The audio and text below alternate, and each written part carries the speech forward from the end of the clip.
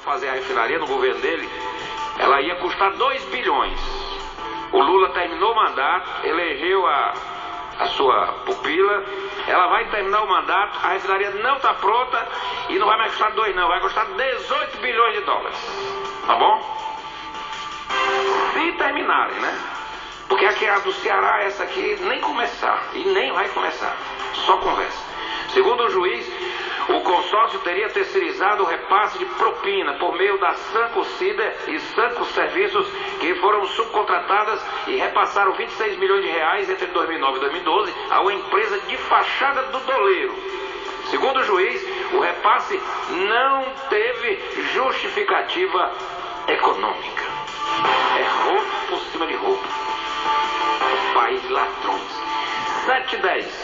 O ex-governador de Pernambuco e pré-candidato do PSB à presidência, Eduardo Campos, comparou o Bolsa Família ao salário mínimo e disse que o problema veio para ficar. Durante a entrevista em Manaus, Eduardo Campos foi questionado sobre como seu programa de governo trataria as políticas assistencialistas, que são as grandes vitrines do governo federal. O Brasil precisa mais e mais de programas sociais, ainda mais programas inovadores, disse ele, que recebeu um título de cidadão de Manaus na Câmara Municipal. Eduardo Campos afirmou que há uma pregação de que adversários do governo federal poderiam mexer nas políticas sociais. Ele classificou isso como terrorismo eleitoral de 5ª categoria.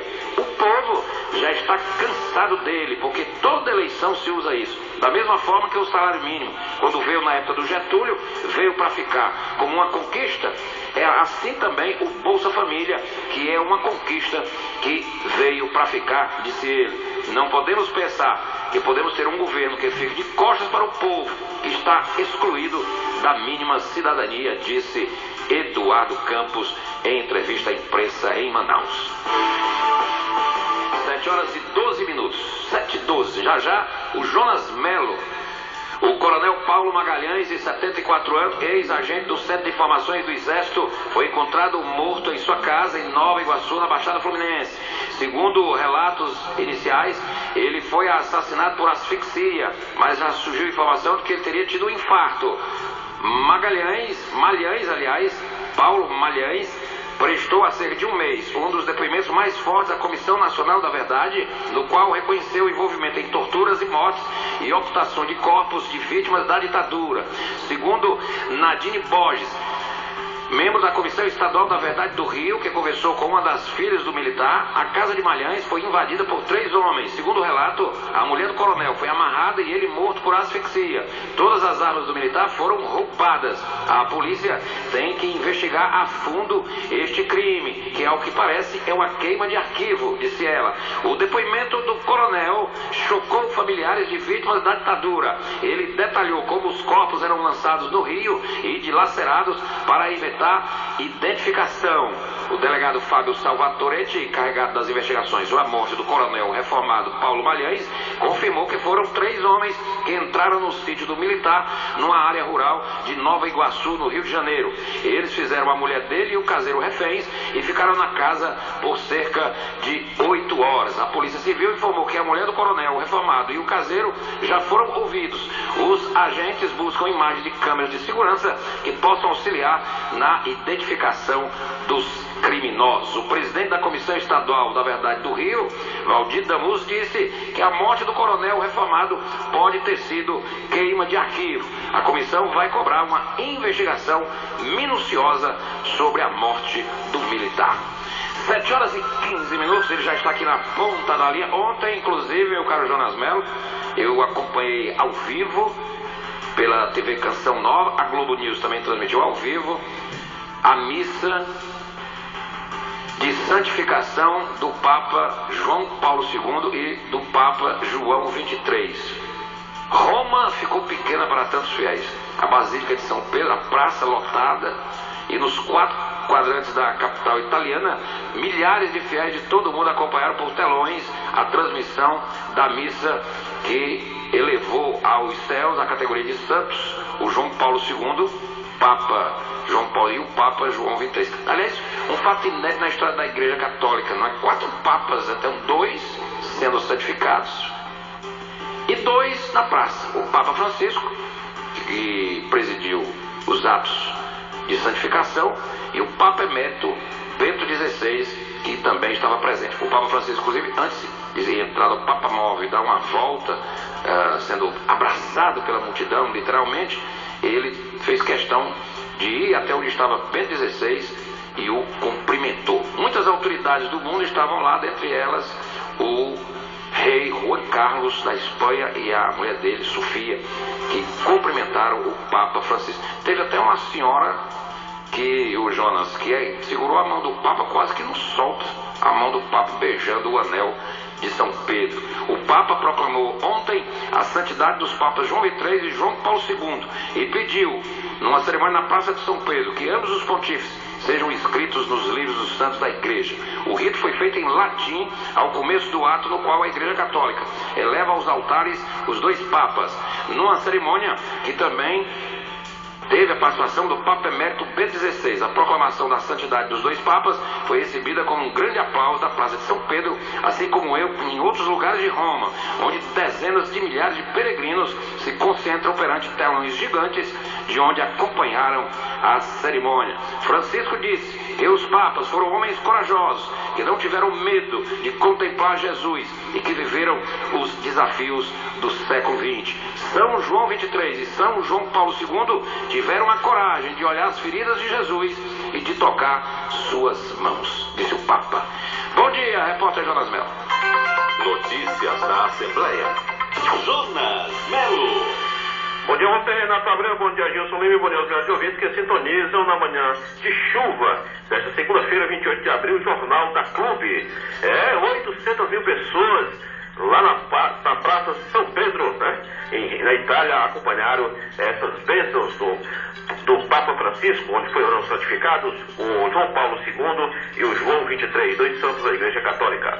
E a Comissão de Agropecuária da Assembleia Legislativa realiza audiência pública nesta segunda-feira, 28, para discutir com o Banco do Nordeste do Brasil, o BNB, a lei que institui medidas de estímulo à liquidação ou regularização de dívidas originárias de operações de crédito rural. O evento atende a requerimento do deputado Neto Nunes do PMDB e acontece no auditório Murilo Aguiar a partir das 14 horas de hoje. E a Comissão de Trabalho, Administração e Serviço Público da Assembleia Legislativa, em parceria com a Câmara Municipal de Fortaleza, realiza audiência pública nesta segunda-feira, alusiva ao Dia do Trabalhador. O evento atende a requerimento da deputada Raquel Marques do PT e acontece na sede da Central Única dos Trabalhadores a partir das 15 horas. A Secretaria do Esporte do Estado do Ceará comunica que as inscrições online do programa Esporte e Lazer na cidade serão prorrogadas até hoje, segunda-feira, às 17 horas. A entrega da documentação do processo seletivo para a contratação e formação de cadastro de reserva de coordenadores e agentes sociais para o também será prorrogada para a mesma data. Maiores informações pelo telefone 3101-4415, 3101-4418. O Domingos Filho, Cid Gomes e outras autoridades, como Eunice Oliveira, estiveram no Ciamus, em Itauá. O governador Cid Gomes conversou com jornalistas de várias cidades do estado do Ceará sobre as eleições, o cenário político e também sobre a licença que retirou do governo do estado para tratamento de saúde. O retirou do governo do estado para tratamento de saúde. Vamos ouvir o que disse Cid Gomes a respeito dessa licença para cuidar da própria saúde. Eu tenho tido problema de pressão alta, né? E vez por outra queda de pressão, que acabou fazendo com que naquele dia lá em Limoeiro eu desmaiar. Isso tem uma medicação que eu estou tomando, mas é fundamentalmente hábitos de vida. Menos estresse, menos preocupação, são coisas que eu não posso fugir. O dia que eu estiver governador, eu vou ter que conviver com a vida estressante, com a vida cheia de problemas. Mas tem recomendações que são também de hábito de vida em relação à atividade física, que eu não vinha fazendo, faz tempo que eu não vinha fazendo. Tem uma medicação que eu estou tomando, tem alimentação que pode ser melhorada, então eu vou ter que cuidar mais. A convivência com essa definição, governador, quando é que sai? A convivência no tratamento do seu saúde com a definição do candidato à sucessão. Bom, primeiro vamos deixar claro uma coisa, quem define isso não sou eu, né? Então é claro claro que eu tenho uma participação, mas quem define candidatura não sou eu. Isso é um processo que é definido a partir dos partidos, né? A partir de situações que estejam colocadas. Então eu não tenho que ter esse estresse e essa preocupação todinha, né? É óbvio que eu tenho muito mais preocupação com a recarga do açude Flor do Campo de Novo Oriente do que quem vai ser o candidato a governador, né? E com relação ao Domingos Filho, vice-governador do estado do Ceará, Cid disse que a oposição quer fazer intriga. Segundo Cid, Domingos Filho é um grande amigo dele há muito tempo. Vamos ouvir o que disse Cid Gomes. Eu não tenho que mostrar manutenção de amizade com o Domingos, não. O Domingos é meu querido amigo de longas datas, certo? Qualquer tentativa de fazer intriga na nossa relação não passa de uma mera tentativa. Tenho certeza pelo amadurecimento dele e pelo meu amadurecimento. Com relação a essa questão, o senador Eunício Oliveira também disse que continua apostando ainda na aliança do partido para disputar o governo do estado do Ceará. Mas se não der certo, cada um para o seu rumo, foi o que declarou o senador da República, Eunício Oliveira. E em entrevista à emissora portuguesa RTP... Ô, Jonas, aliás, o prazo da conversa entre o governador e o senador Eunício é dia 30, né? Agora de abril. O PMDB espera até o dia 30 por uma definição do governo. Caso contrário, o PMDB vai seguir seu caminho, segundo fontes ligadíssimas ao senador Eunício me passaram a informação. E para você ter ideia, Renato, essa você vai achar legal. Em entrevista à emissora portuguesa RTP... Eu tô com essa notícia aqui, o Lula... Exato. O Lula disse que o mensalão teve 80% de decisão política e 20% de jurídica, não é isso? Exatamente, ele deu entrevista à TV Portuguesa. Eu vou já dar detalhes dessa notícia aqui. Eu tenho aqui a gravação com ele. Foi, bote aí, vamos ver o Lula. Em entrevista à emissora portuguesa RTP, o Lula contou uma piada de brasileiro. O julgamento do mensalão teve praticamente 80% de decisão política e 20% de decisões jurídicas, como disse você também. Antes de divertir a audiência com duas teses, não houve mensalão. E o processo... Como é? Não houve mensalão? Um massacre que visa destruir o PT. Ao se referir aos companheiros do PT presos, o entrevistado levou a anedota a sério. Não se trata de gente da minha confiança. Vamos ouvir o Lula. Mensalão, o tempo vai se encarregar de provar. De que o mensalão você teve praticamente 80% de decisão política e 20% de decisão jurídica. Mas aumenta a sua confiança. Mas veja, não se trata de gente da minha confiança. Sabe, tem companheiro do PT preso, eu indiquei 6 pessoas da Suprema Corte que julgaram, sabe, e eu acho que cada um cumpre com o seu papel. Ou seja, o que eu acho é que não houve mensalão. O que eu acho, eu também não vou ficar discutindo a decisão da Suprema Corte. Eu só acho que essa história vai ser recontada. É apenas uma questão de tempo. Essa história vai ser recontada para saber o que aconteceu na verdade. Sabe? Eu acho que tem muita coisa para ser contada sobre esse processo. Porque esse processo foi um massacre que visava destruir o PT. Sabe? E não conseguiram. Então... Esse aí é o Lula, meu caro Renato Abreu, ouvinte. O Lula continua o mesmo, né? O Lula continua o mesmo. Aliás, o Lula disse uma grande verdade. Essa história do mensalão tem muita coisa a ser contada. Inclusive, ele teria que abrir a boca e contar o que sabe, que até hoje nunca falou. Ele não fala nada aqui no Brasil, vai lá para Portugal e fica dizendo essas coisas. Devia ter dito aqui, rapaz, para a imprensa daqui. E não ir lá para Portugal, para ficar mandando esses recados. Agora, você dizer que o mensalão não houve, paciência. Olha, e a Copa das Copas vem aí. Segundo Dilma Rousseff, o Brasil vai fazer a Copa das Copas e vai ficar na história. Mas o senador Cristóvão Buarque discorda. Ele, que é do PDT do Distrito Federal, está preocupado com o que ele chama de inversão de valores no país. Ele criticou, Renato, o fato de haver mais preocupação com os estádios para a Copa do Mundo do que com investimentos em educação e saneamento básico. Nós vamos da Brasília com o repórter Francisco Coelho. Ele conversou com o senador e tem mais informações. O senador Cristóvão Buarque, do PDT do Distrito Federal, disse estar assustado com o que classificou como excessiva preocupação das autoridades brasileiras com as obras da Copa do Mundo no país.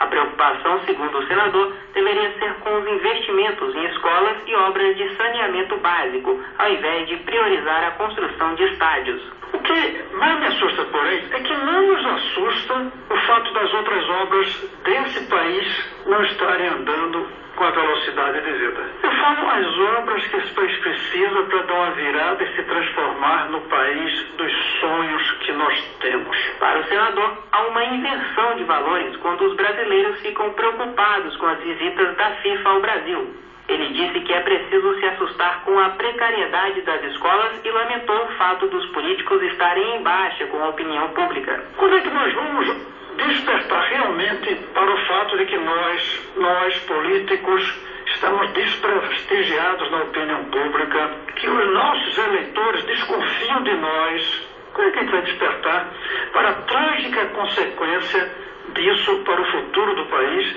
uma vez que nós somos os que decidem? Daqui depende a legalidade e, portanto, a legitimidade também das nossas ações. Ao final do discurso, Cristóvão felicitou os portugueses pelos 40 anos da Revolução dos Cravos. Segundo ele, os brasileiros estão descontentes com os rumos do país, assim como os portugueses naquela época. Da Rádio Senado, Francisco Coelho. A entrega da declaração do imposto de renda termina na quarta-feira. Os contribuintes que ainda não acertaram as contas com o leão precisam correr. Terminam, portanto, na quarta-feira, dia 30 de abril, o prazo de entrega da declaração do imposto de renda pessoa física. Segundo o balanço, Renato, mais recente da Receita Federal, cerca de 16,2 milhões de contribuintes haviam entregado o documento até às 17 horas da última sexta-feira, 25 de abril, e o equivalente a 60% dos 27 milhões de declarações esperadas deste ano. A entrega vai até às 23 horas e 59 minutos do dia 30. Se o contribuinte não entregar a declaração até o final do prazo, será multado em R$ 165,74 ou 20% sobre o imposto devido, prevalecendo o maior valor. São essas informações. Amanhã, terça-feira, sessão normal aqui no Parlamento Cearense, sob o comando da mesa diretora, que tem à frente o presidente da Assembleia, José Albuquerque, do Partido Republicano da Ordem Social. A sessão começará impreterivelmente até às 9 horas e 20 minutos no plenário 3 de maio da Casa do Povo. Essas são as informações. Você continua com Renato Abreu e a participação especial do promotor de justiça, Dr. Walter Filho. Da Assembleia ao Vivo, Jonas Melo, repórter da Clube. Jornal da Clube, ligando todo o Brasil com a notícia. Muito bem, 7h28, tá aí o Jonas Melo com as informações. Bom, Lula botou